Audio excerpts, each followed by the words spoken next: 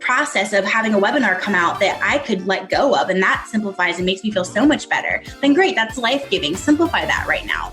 But you can't force your process of growth as you learn and grow and change what you're doing and what you're not doing.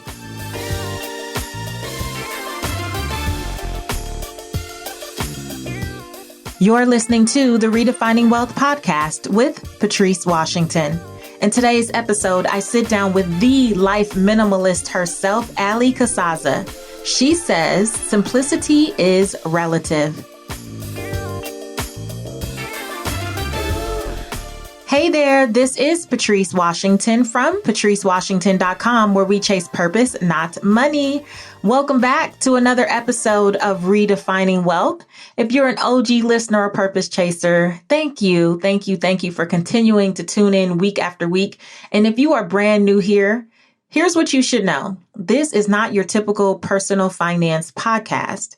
We actually believe in this community that wealth is so much more than money and material possessions. We believe in the 12th century original definition of wealth, which says it's about the condition of well-being. And so what we do here each and every week is take a look at what I call the 6 pillars of wealth. If you want to familiarize yourself, please head to patricewashington.com/start here. patricewashington.com/start here. And you'll get a little update about what each pillar represents. Today, in honor of really getting into spring, one of those pillars is the space pillar. We talk about how to set your life up to support you. And so I know it's springtime, the pollen is out, the birds are chirping, flowers are blooming, and many of us in this time have been forced into spring cleaning a bit involuntarily. But as a part of our Incredible Woman series, when I heard of Allie, when I met Allie, I just knew I wanted to have her at the podcast at some point, and it just worked out that this is such a wonderful time. So if you have been forcing yourself to line up the carrots in the crisper, turn every can in the pantry, the right way, and just do things just the right way, or if you've been overwhelmed because you are cooped up in your space right now, and you're like, oh my gosh, this place is about to swallow me whole, right? And you need a little support. This is going to be such a great podcast episode. So without further ado, let's jump in and get to Allie's goodness. Allie's the host of The Purpose Show, a top-rated podcast, and the creator of online courses that have earned her international attention for her fresh, practical lifestyle strategies for moms. She's known as the Life Minimalist because she encourages and inspires women to pursue abundant life by creating space for what matters most. Without further ado, here is Allie Casazza.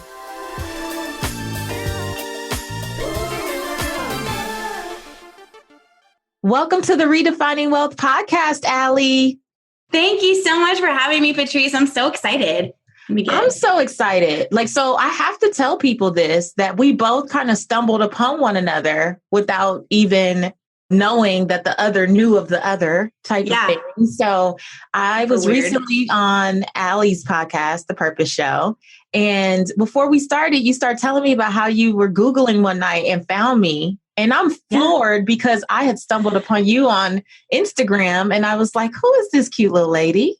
I like her. And I didn't even know, my husband and I have been listening to your, especially last, a year and a half ago when I first found you, we were listening to your podcast together and this lady is amazing. This is so good. And I had no idea that you were also following me on Instagram. So it's just funny.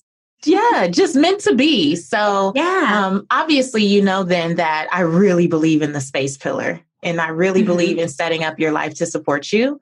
But I think it's one of the areas that people struggle with quite a bit here.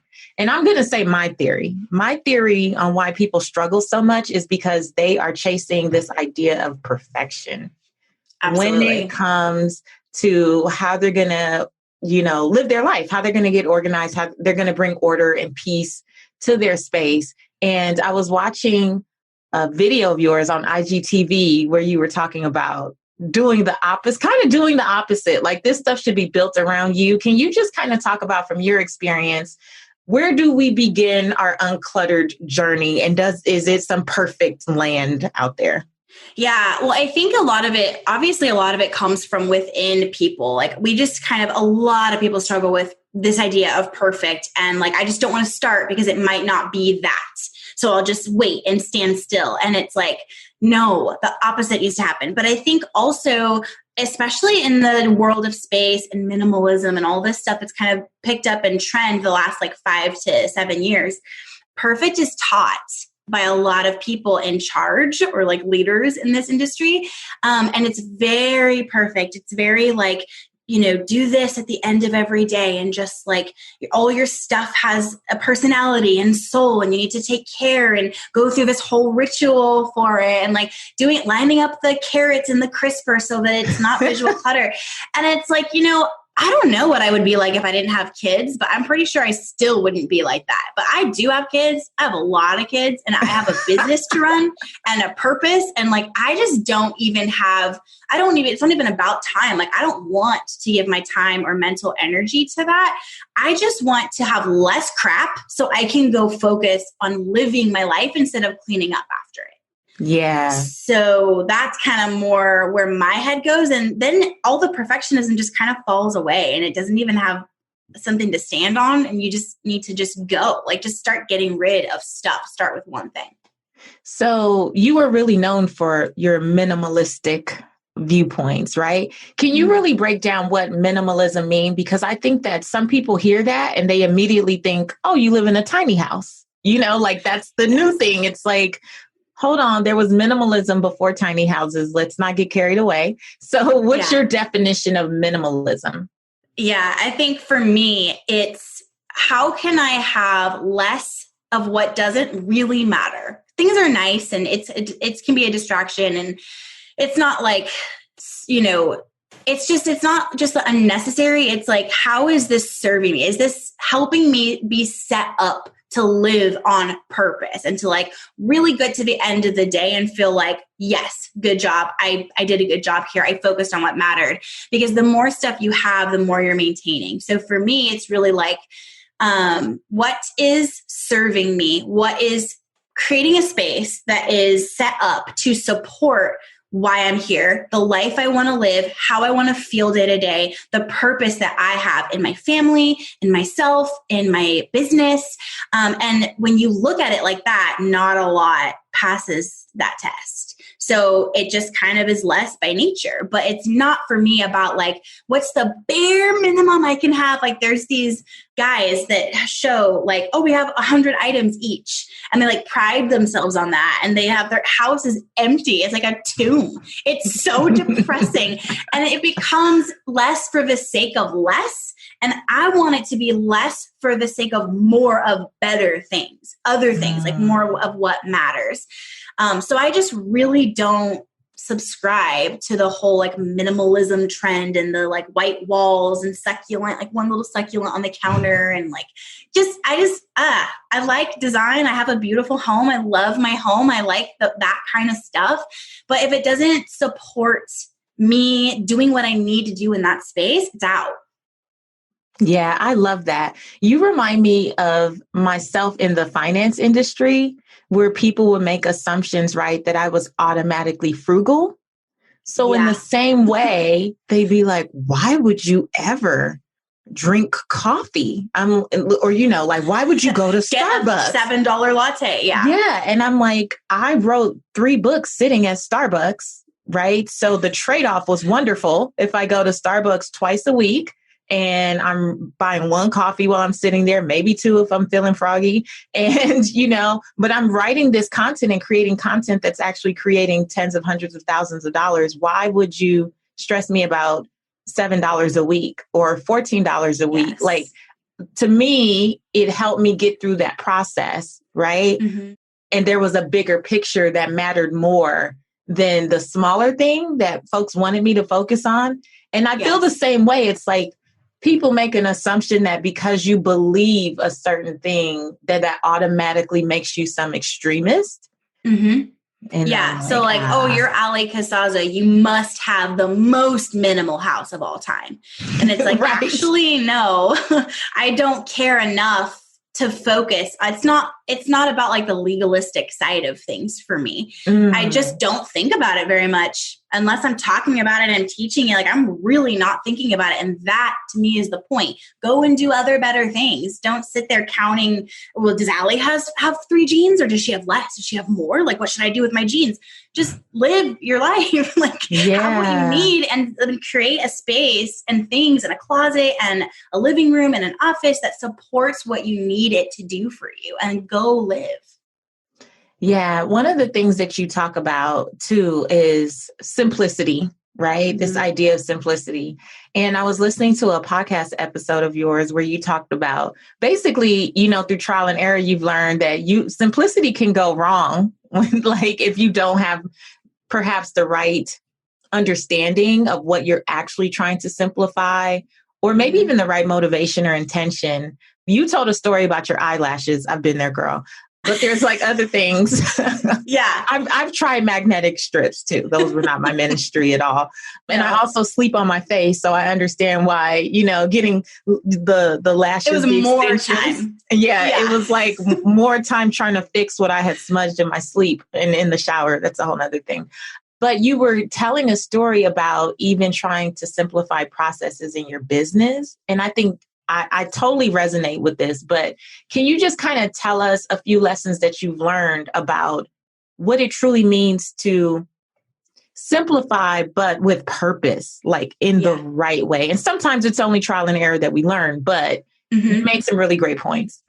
Yeah, I think that, like, for me, I hear a lot of business leaders talking about the things that they've delegated, the things that they've gotten off their plate so that they can do other things. And I think, like, yeah, that makes a lot of sense. Like, you never know unless you try. So I try it. And sometimes it's magic. And I'm like, how did I not do this sooner? I totally just simplified.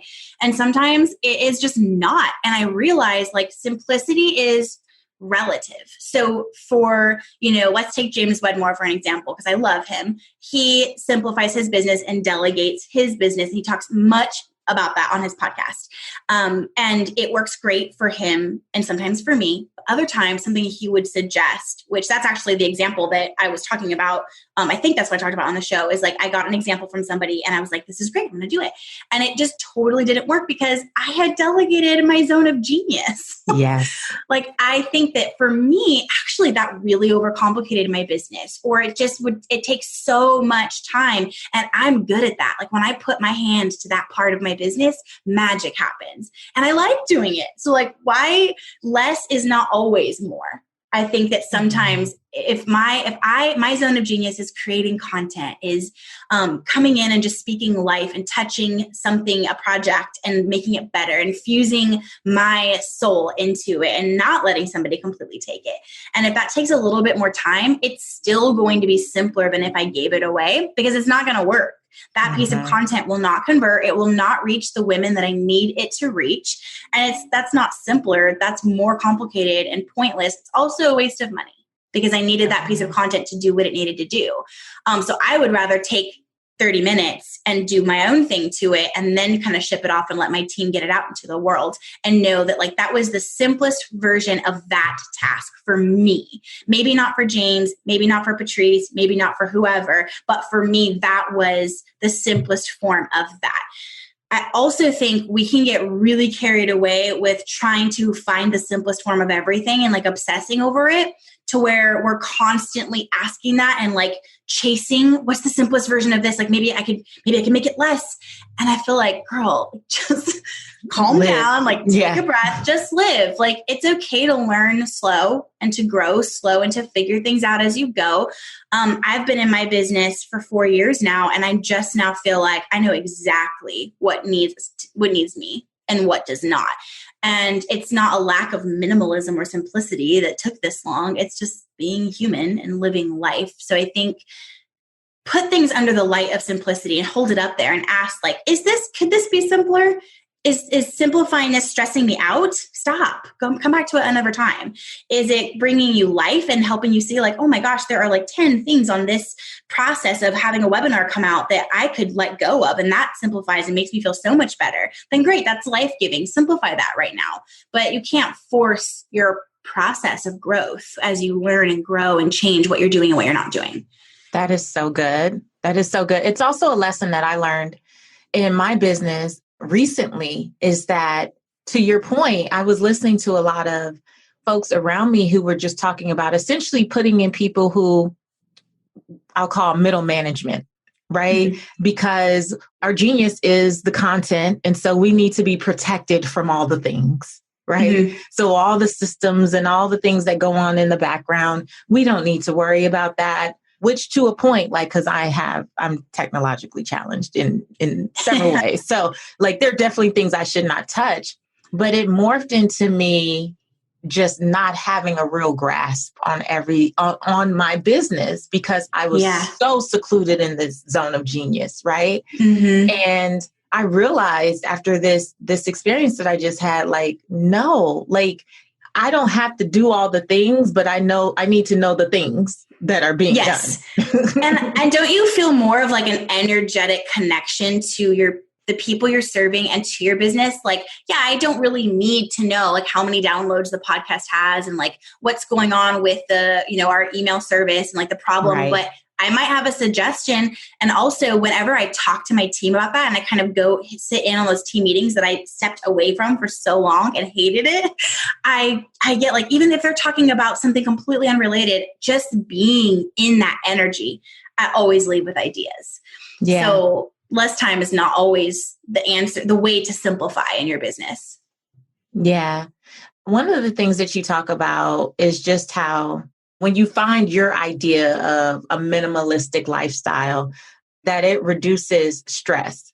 And I don't know, I mean, this has been proven over and over again. There's so many like statistics out there, but what do you say to the non-believers who are like, all these things and all this stuff and all the steps that I take to do every single thing, that's not stressing me out. It's got to be something else. There's a magic bullet.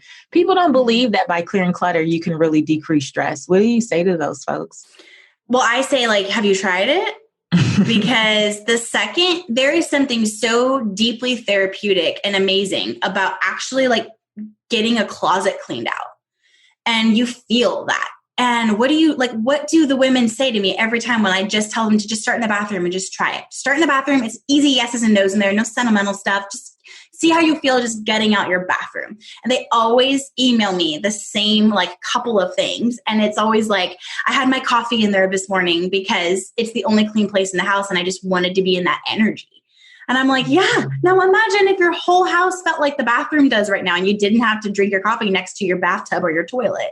Like you'd feel pretty good. And I think that people that say that either are avoiding the work, they don't want to do the work because it's actually ironically complicated to simplify your space. It can be a lot of decisions and tiring. But I think if you just start, even you don't have to get out of the perfectionistic mindset. If you just start one area and then it's like, you feel so much more energy flowing in that space. Like I like to start with where I'm spending the most time. So if I was currently in old Allie's lifestyle, I would probably start in my office now, because this is where, as you always say, like money, profit, revenue, creativity, ideas, service, love is flowing through this space. Like I cannot have energy stuck in the pile of tech cords in the corner. Like I just can't have that. So I don't think it matters exactly where you start, kind of go what floats your boat, if it's the easiest space or the most used space, but just start and try. And I dare you to tell me that you don't feel a difference. Like it makes such a huge difference. It really does. And I know you heard that episode where I was talking about my original, or we may have talked about it on your podcast, but my original office was like the place where all things went to die in our house. And I had to really look around one day and go, is this the space of a woman who is saying she's becoming a six-figure business owner or a best-selling author or any of these things? Your space truly represents I think it represents what you believe about yourself. I agree. And what you believe that you are worthy of and where you're headed. I every level I get to in the business, I mean, I'm doing this consistently and I'm reaching all my goals, and you are too. So I feel like there's something to this.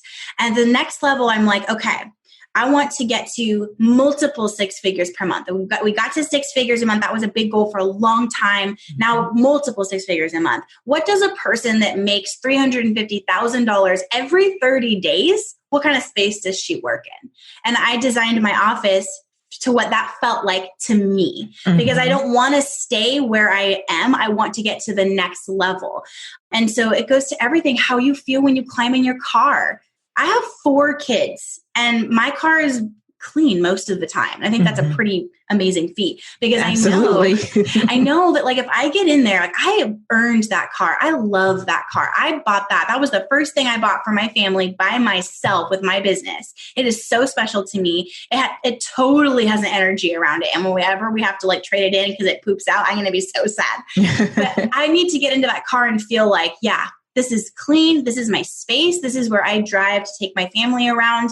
And I earned this. Like this is the result of what I manifested. And I take good care of that. Same with my office. Same with our kitchen. Like same with everything. It's how you treat your stuff, how you have your things set up. That's how you are with everything. So you better watch it. Like I don't know anybody who is incredibly wealthy and successful and self-made and got there, through whatever their purpose is and working hard at that, and is not also like fit and exercising and moving and financially sound and wise and checking in, connected with their money, watching the flow of that money.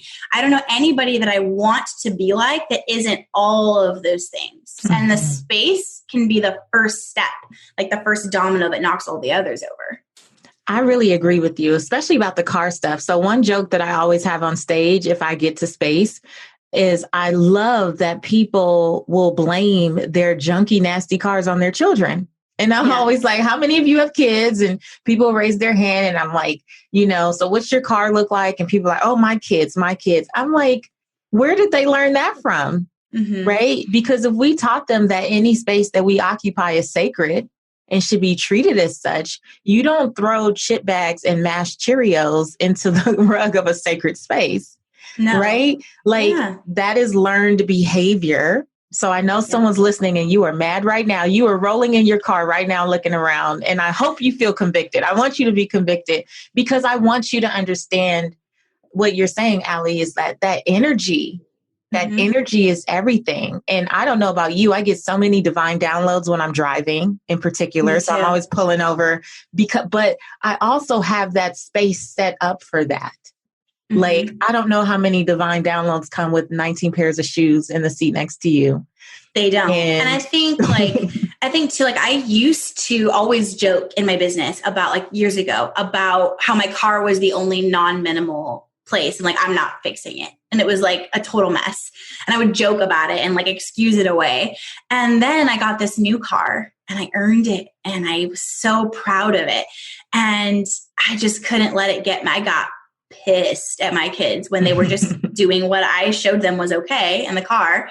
And now we're not like that anymore. And you know what else? Like when we drive somewhere in the morning, we do affirmations as a family and we speak life over our day and each other. And like, I just don't think those ideas and that energy would flow. Those things would download to me as a business owner, as a mother, as anybody. If I had Cheerios and crap shoved in the corners and gunk in the cup holders, like I don't think that would happen. And I'm also like, my kids see us taking the car to get detailed every Friday. We get both cars detailed. And I know I'm teaching them like, this is how you treat your things. Like, this is important. And they know about energy flow and they've seen that. So even if you are a parent, you have, I've got 4 little ones, like you can still show them, like, it doesn't need to be this way. Motherhood is not an excuse to be a complete joke. Like, it's just crap everywhere, anywhere, like showing them that and teaching them that it's important and practicing what you preach. So do you agree with this then? Because I truly believe that how we treat our space teaches other people how to treat us. So as you've been, on this path, and I don't know if you were born this way or, it's kind of evolved over time, right? Have you noticed a difference in who you even allow in your space? Especially my office. Okay, so I have this sign in my so my office is a rented apartment. It's right across the street from my house. And this is like it's free space. It's just here when I'm not working. So sometimes like, or my sofa will pull out into a bed and we can have people like come and like stay here. And that's new. Like the space is new. It used to be in my home. And so I just had my designer make me and print me out a big sign. And it says, I might get it wrong, but it says, creativity and love and abundance and profit flow through this space. What you say is energy. So don't you dare say anything negative or anything that's coming from scarcity or lack in my space. I'll let you use it, but do not do these things. And it literally has a list of things not to say. And then the last rule is to ask yourself, like, what would your life look like if you lived by these rules all the time? Wow. And that is like what you said is so true. And I made that sign, or had my designer make it for me. And when I was writing out what I wanted him to put on it, I was like, this needs to be in my house too. Like this, I have no more tolerance for people coming into our home. Like people will come over and negative speak. And all I can think of is like, oh my gosh, like maybe I'm getting like too woo-woo or something, but I'm like, should I burn sage? Like, should I do something? Like they just brought this energy and I'm telling you can feel it and it's heavy and it just lurks. Somebody recently came over. It was a relative of mine who's just so in this lack space and it's manifested in his life. And he made a comment about our refrigerator. We got a new fridge and it's the one with the LED screen on it. And it's like really fun. And he goes, well, that must be nice. And just things like that, like, yeah, it is nice, but like, what is your problem? And he just was there for the holidays and just like left that through my home. And I didn't want to give it power, but I was aware of what it did to me, what it was doing to the space. And I really did. I went through and I just like laid hands over my house and prayed and was just like, no to this. Like we speak John 10:10 in this space. Like, no. And I really think you're right. And when it goes back to it again, like when you are the fit thing that you always are talking about, you are a fit, well person as a whole. When you are building wealth, when you are taking care of your space, when you live like that, people they have almost like most people, not that man, but most people have like a general like respect for you. I've noticed people are more aware of my boundaries. They seem to ask me less, like take from me less, kind of more like step lightly around us. And I think that's great. Yeah. You know what though? But because, that part of us that wants to be a part of the tribe, right? Like that old school, you know what I'm saying? Like yes. The words are escaping me right now, but it's that like primitive part of you that wants to be a part of the tribe that can be intimidating, right? Because what happens is when you are trying to basically live by the pillars, right? You're trying to implement these things and your consciousness about all of this stuff has just been raised and you're living different, you're speaking differently, you're feeling different. And then you have those family members or those people who have known you for a long time and they throw out the little jabs and they say little things like, so now you don't, now you don't. Well, aren't you the healthy one? Like, that must be nice. Like, right. Yeah. They have all the little things. Many people retreat from doing the good stuff because they don't want to be seen as too good or not a part of the tribe. Do you have any advice or just any thoughts around how to push past that anyway, no matter what those little sayings are? Yeah. And I absolutely do. And I think firstly, like, it's not to say that I don't struggle with retreating. Like there are fitness goals and health goals. That's always my area of struggle. If I'm going to not make a goal very fast in an area, when you come to know your 6 pillars, it's that one. And my husband and I have both been there. And so we're kind of like, that was kind of my area of struggle. So if I am like going to retreat somewhere, it happens. It usually happens there. Never with money. I'm over that. I'm like, no, I got big goals. I'm not stopping. But everything is connected. So if I stop in one area, you see that in my business. If I'm not taking care of myself, I don't feel good. My skin breaks out. I shy away from going live and doing videos, and my revenue tanks. Like it's all connected. So when somebody is jabbing at me for up leveling and living this really abundant life shamelessly, that's hard. It's hard to take. And I absolutely struggle with like, talking myself down to less than I actually am around people. Like somebody will be complaining about work or like how much they have to work and it's so hard. And I'll find myself struggling to not be like, yeah, like I'm so tired too. Like it's just like so hard. And it's not. I love my job. I love the hours that I work. I'm so fulfilled. So I struggle with that. But I think like I always come back to like when I sit and I'm in my meditation time and I'm just sitting with God and like in that space, what always comes back for me is if I take myself back down to the level of the status quo, there are literally people out there right now who need my message that will not be reached because I went back. I retreated and I went back to less. And I know one day I'm going to stand before my maker and I don't want that to be there. I want to know that I went all the way in and really gave it my all, despite the fact that people probably make fun of me all the time or try to find a flaw to pick apart because I'm living this amazing life. It really on paper is way too good to even be true, yet here it is. And I think that it can't be just about me. It can't just be about me not having to worry about money anymore, not having to worry about all these things anymore. It's got to be about what's the purpose behind it, which is what drew me to you, is that word purpose and coming back to that.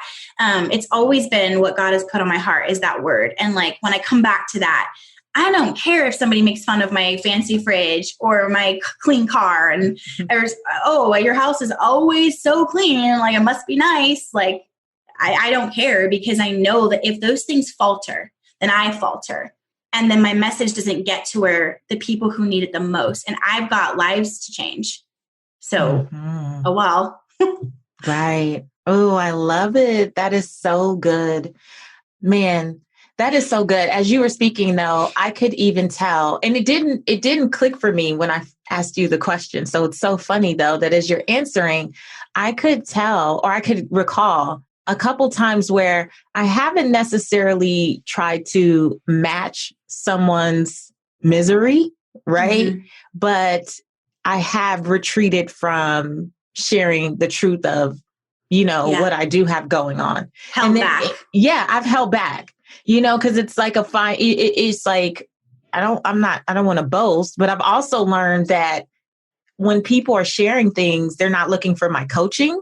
So I have to like manage because I'm like, well, why is that? Well, you don't have to do that. You don't have to, so it's like people are just wanting to share. And sometimes you just have to sit and listen, but it is hard to not want to go, let's fix that. Like, what can we do? What can you do? Like, have you cleaned up? Like, are you working out? Because for me, everything starts with the pillars. So it really does. It's physical. It's always physical. I'll do this thing sometimes if I just kind of feel like I'm in a rut or I've lost my drive or depressed is not the right word, but sometimes I'll just get in like a lull. Like I'll just kind of be like, ugh, like I'm not feeling it. And I always go back to the physical. Like, do I need to cut something out of my diet? Do I need to maybe implement some more walking? Do I need to clear clutter from anywhere? I always start with physical and I always write it out. Like, what are the problems? And every single time, no matter what it is, it comes back to, am I sitting still and meditating? Am I moving enough? And if I can just fix that, it always domino effects into everything else. And it is like the biggest secret. And I want everyone to know, it's literally always physical first, then the money flows, the energy flows, the relationship, the toxic person, you feel like you have what you need to remove that from your life. Like it all starts with physical. If you're not taking care of yourself and eating healthy and moving your body and sitting still at least once a day for 10 minutes, at least, you will not have what you need to do anything else, no matter how unrelated to that it feels. I'm so glad you said that because now you guys know it's not just me because I feel like I'm saying the same thing over and over and over again because I am, and I'm going to probably say it until God tells me to say differently. It's true. I believe it. Yeah. Yeah. So speaking of you being proof, Allie, who were you before the Allie that we all know out here online and social media? Yeah, it was pretty rough. My husband and I met in 7th grade and we're friends and in love and got married super young. And kind of like fell backwards into life and being parents. And he got a job at a really big company that does like tech and internet stuff. He worked there for a lot of years, and it just was like barely making ends meet. Then like life got really crazy. We got in debt and all this stuff just kept getting worse. And then his company made cuts, and we were like not making it at all. We're not making ends meet at all. It was so far from making ends meet. And it was really bad. And we had like cars taken from us, which was the worst thing in the world. It was so hard. We lost our place. Like we had to move. We were always moving and always saying like, oh, we just like wanted to try a different house. And it was because like we were not welcome and like to renew the lease. Like they didn't want us there anymore. And it was so embarrassing and awful. And I had decided to take action on this idea that I had with this business that I just been kind of sitting on for years, because we were pushed up into a corner. They moved us to the Northwest, our Northwest Arkansas mountains. So I'm in the Midwest, in the mountains. It's freezing. I'm from Southern California. I was miserable. I did not fit in there. Everyone hated us. And I was miserable. And I don't, when I'm pushed into a corner, I will find a way to fight back and get out. And so I did. And I started the business. And long story short, we had like the opposite happen. I say overnight, and that's an exaggeration, but not too much, because it was very fast. We literally went from like nothing to like, how are we going to make this box of cereal stretch to like 800 boxes because we can't afford food. We went to a food bank for the first time ever while I was starting the business. And it was like so awful, so awful. And then the business exploded. I had intentionally gone viral. And when it finally picked up and went viral, my business exploded because I had made my course and I had everything ready for people.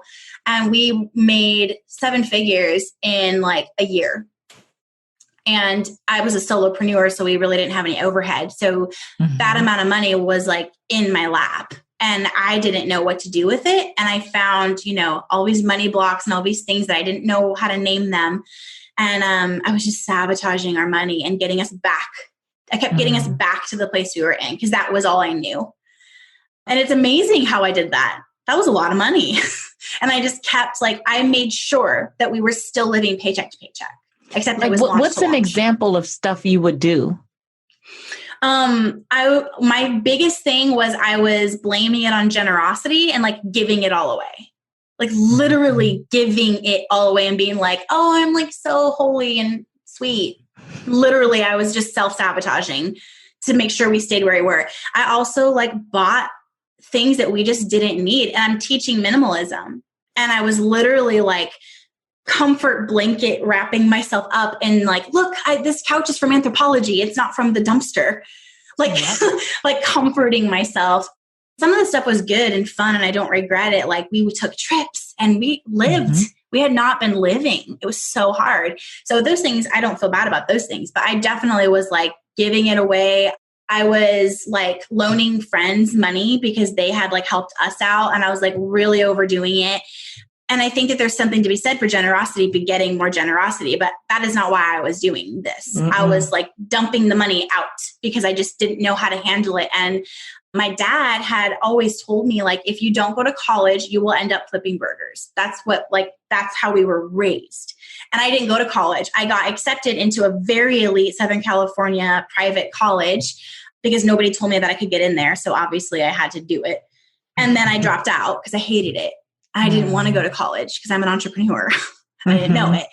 And so I felt if I make this money, if I make more money than my dad ever thought possible, I am going to embarrass him so bad and prove him so wrong. And so do you see all the stacks of self-sabotage? And then the whole thing about, I was raised in a very religious school where women stay home and have babies. They do not make money and they certainly don't make millions. And my husband is that's ridiculous. This is amazing. Go. I'll support you. He left his job. He was supporting me. And I was just sabotaging the fact that I was the breadwinner. I just couldn't. I was so not in touch with myself and who God made me to be. I just didn't know what to do about anything. I just got rid of that money as fast as I was making it. But that's when I Googled and found you.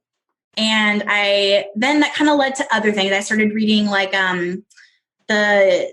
Jen Sincero and kind of getting into a little bit of Tony Robbins even, and like Lori Harder and like Chris Harder and his money course and all your stuff and your podcast. And I just surrounded myself with like, who's the opposite of me right now? I'm going to, these are my friends now. I am just going to listen. I mean, Patrice, I listened to podcasts and audiobooks all day long. Any chance I could get, I did not stop. And eventually I did the work. And I did that inner like journaling and I prayed through everything. I really worked through it. And I just learned to own how amazingly smart I am at business. Yes. And that I like not only should be making a lot of money, but can keep it and put it away and give away portions of it as it suits my revenue. And I always am still doing things like I always tip like 100% everywhere I go. I tip 100%. So I still have those pieces, but it's not breaking me, you know? So I learned, I'm summarizing so quickly, but I learned how to be a rich person because I didn't know. That is so good, Allie. Oh my gosh, that is so good. You said something the other day when we were talking, and I don't know if it was on your podcast or we were just chatting before or after in between. But you said, I think something to the effect of like that you loved your home and that you weren't leaving. And one of the things, and that stood out to me because I know our episode was about downsizing, but so often what happens is when people do start making a lot of money, the first thing is like, oh, I'm going to like double, quadruple, you know, my house and everything that comes with it. And when you said that, I was like, good for her. Like I didn't have a chance to say it out loud, but I was in my, in my spirit, I was like, good for her. She gets it. But I didn't know where you got it from. I think it's just about where you're supposed to be. Like, I just know this is where we're supposed to be. And I love my home. And I know I could get something up in the mountains that's giant, but maybe someday that will feel like the next step, but it's not right now. And if I did that, it would be so for wrong reasons. But we've definitely had people that we've had friends that have just completely fallen by the wayside because we weren't the poor ones making them feel better about their lives anymore. And so they've said things like, well, if we talk about money on the podcast, I've shared openly my business story. So, people Google you when your friend is kind of like an influencer, you'll Google them. And so they know. I don't tell them what we make, but they see it online. And we had this one guy who came over and came to a party that we had, and he drank way too much, totally got drunk, and was like, well, if you're so rich, like your house would be better by now. Like you would have a better car. Like, I just think it's all BS, and started like ranting. It was really weird. And later my friend that was there said, well, he was just saying what all of us are thinking. Wow. And I just thought why does what you have equal what you have, what you are? Why, what if we just gave a lot of it away? What if we just have it in savings? What if we just don't want that right now? God has what if that just doesn't matter in that way? Yeah. And my house is I love my home. I love it so much. It is such a happy space for me. I like having neighbors right there for now. Maybe one day we'll be so famous and so rich that we can't do that anymore. And that will be good. That'll be fun for then. But that's not right now. Right now, this is so good. I love it. My husband and I said the same thing when we were moving back to Atlanta, that we would not choose the home based on what other people feel like where we should live, right? Like other people's perceptions of, well, you're this and he's that, so you guys must be. We were like, we're going to choose a home that our daughter can grow up in and have neighbors and have kids that live right next door. Like the homes that we were looking at would exclude us from being neighborly, right? Because you can't see another thing or anything. Right. And we were consciously we that's not what we want. But it was so hard. Yeah. Because it just is as much as if you can pray through it and work through it, great. And if you have a partner that can get on the same page and really focus on what brings you joy and peace and contentment and not trying to fulfill what other people's perceptions may be, or even some story you've made up about where you should be. That is so good. And it takes a lot to do that. Like, for sure. And I think that I know that one day we have goals, we have things we want to do, but it's just not right now. I just feel, and I know, like, you know how that is when you follow the peace. And I just do not feel good about moving from this house for whatever reason, if it's like the school system or the people, the friends, or just my heart, because inside I want to up level that house because I want to show everybody, see, we're not poor anymore. Because this is where we lived when all that was going down. And people knew we were the ones that always had the crappy cars, always had weird things happening because we were broke and we were trying to hide the fact that we were broke. And that comes up for me sometimes, but that's not why I want to buy that house. I want to buy a new house because it's time. It's time for us to move. We have a purpose behind it and goals that are aligned with where we are called to go next. And that's just not the case right now. So why force it so that people can talk about how rich I am? Girl, they don't even need to know. Right. And because they're going to talk about you when you get there. Then they'll be like, oh, so now Allie thinks she's big stuff because she's got the big house in the hills. It's like, you can never please people. So, oh my gosh, I just adore you. Before I let you go, Allie, I have to ask you our rapid wisdom questions. Okay. So just tell us the first thing that comes to mind. Okay. Okay. Got it. How do you define success? I think feeling that inner balance of I am not worried about money. I am not worried about if I have a connection with my family, if I have my kids' hearts, if my marriage is good. I feel connected to God. I feel successful and centered and solid and confident.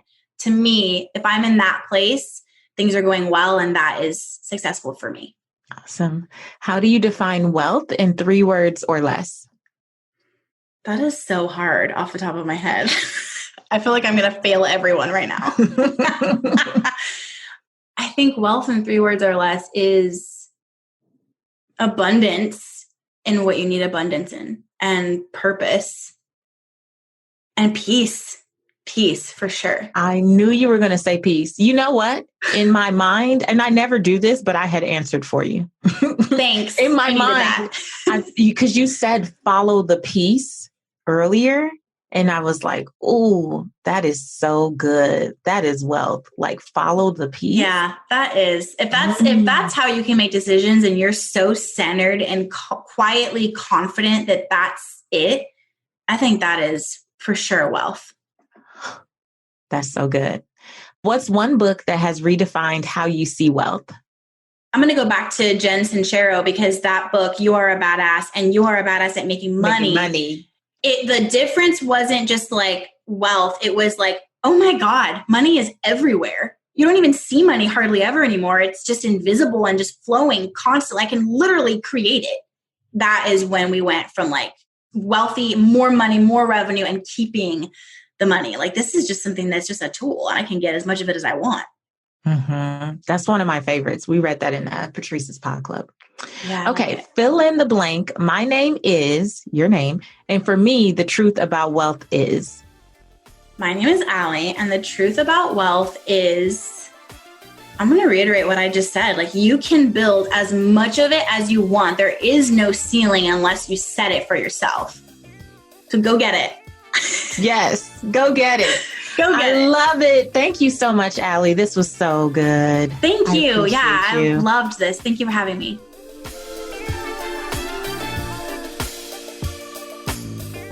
All right. Didn't I tell you she would be great? Allie is amazing. Definitely check out my episode on her podcast, the Purpose Podcast. We're going to link to it in the show notes. And I want you to really connect with what she said. When she was looking to be better with money, she surrounded herself with really good content from people who were the opposite of who she was right now. And that just really stands out to me, because we are so influenced by the folks that are around us. But the thing is, they may be just like us. So it's really important to look at that and go, you know what? I want to be around people who are the opposite of this. If you are struggling with staying tidy, perhaps, we're in the midst of physical distancing. So maybe you can't surround yourself right then and there. But I've learned even with my Instagram, who am I following? I follow intentionally a lot of fitness people because it motivates me to really stay on top of the fit pillar. I follow a lot of mental health professionals because I love the quote cards and the, different things that they post that just remind me to take care of myself. And yes, I have an awareness of these things, but it's what am I surrounding myself with? And Allie just made such a great point about that. I didn't want it to be lost.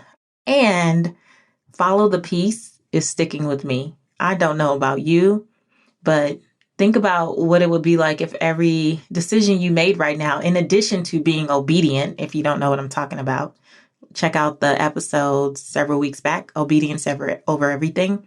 But in addition to just being obedient, like what would it look like to only make choices rooted in peace and not panic? Because we're in a season right now where folks are panicking and they're not necessarily making the wisest choices. But what if you could follow the peace? That's really good. Something to think about. So I hope you enjoyed today's episode. I definitely enjoyed getting to know Allie and recording with her.